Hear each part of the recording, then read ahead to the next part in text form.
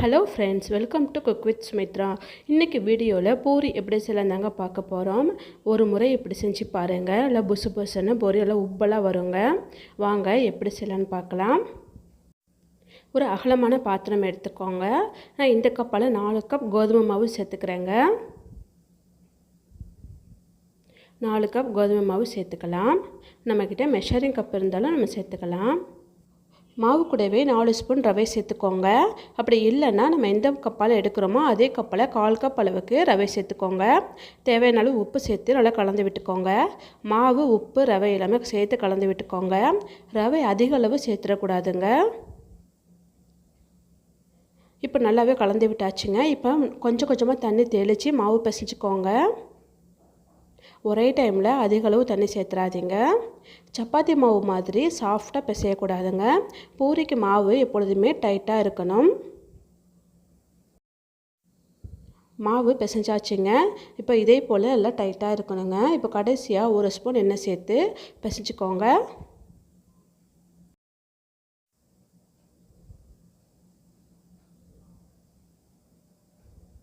அவ்வளோதாங்க. இதே போல் பிசைஞ்சிட்டு ஒரு 10 நிமிஷம் ஊற வச்சுக்கலாங்க. அதிக நேரம் ஊற வைக்க வேண்டாம். 10 நிமிஷத்துக்கு பிறகு திரும்ப ஒரு டைம் நல்லா பிசைஞ்சு விட்டுக்கோங்க.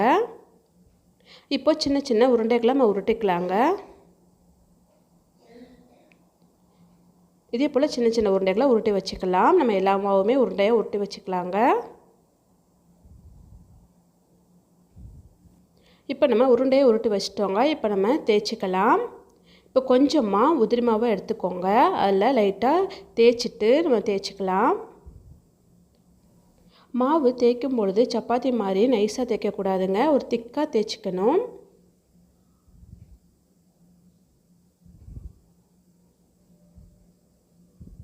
இதை பாருங்கள், நல்லா திக்காக தேய்ச்சிக்கணுங்க. அப்போ தான் பூரி நமக்கு நல்லா உப்பி வருங்க.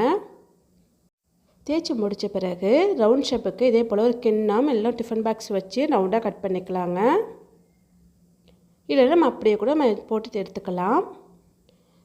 இப்போ பொரிக்கிறதுக்கு தேவையான அளவு சூடு பண்ணி வச்சுக்கோங்க. பூரி போடும் பொழுது எண்ணெய் நல்லா சூடாக இருக்கணுங்க. இப்போ நல்லா எண்ணெய் நல்லா சூடாகிடுச்சு. இப்போ நம்ம பூரியை சேர்த்துக்கலாம். சேர்த்துட்டு உடனே திருப்பி விட்டுறாதீங்க. இதே போல் நல்லா உப்பி வருங்க. அதுக்கு பிறகு நம்ம திருப்பிக்கலாம். இதே போல் லைட்டாக அமுத்தி விடுங்க. பூரி நல்லா உப்பி வரும்.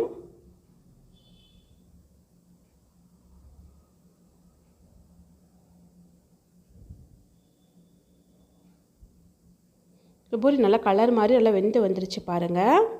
இப்போ நம்ம எடுத்துக்கலாம். இதே போலவே நம்ம எல்லா பூரியுமே தேய்ச்சிட்டு நம்ம எடுத்து வச்சுக்கலாங்க. இதே போலவே எல்லா பூரியுமே நம்ம சுட்டு எடுத்துக்கலாம். அவ்வளோதாங்க, ரொம்பவே சூப்பரான பூரி ரெடி ஆகிடுச்சு. இதே மாதிரி மாவு பிசைஞ்சு நீங்களும் செஞ்சு பாருங்கள். பூரி ரொம்பவே சூப்பராக உப்பி வருங்க. ஒரு முறை நீங்களும் செஞ்சு பார்த்துட்டு எப்படி இருந்துச்சுன்னு கமெண்ட்ஸ் பண்ணுங்கள். இந்த வீடியோ பிடிச்சிருந்தா சப்ஸ்கிரைப் பண்ணி சப்போர்ட் பண்ணுங்கள். லைக் பண்ணி ஷேர் பண்ணுங்கள்.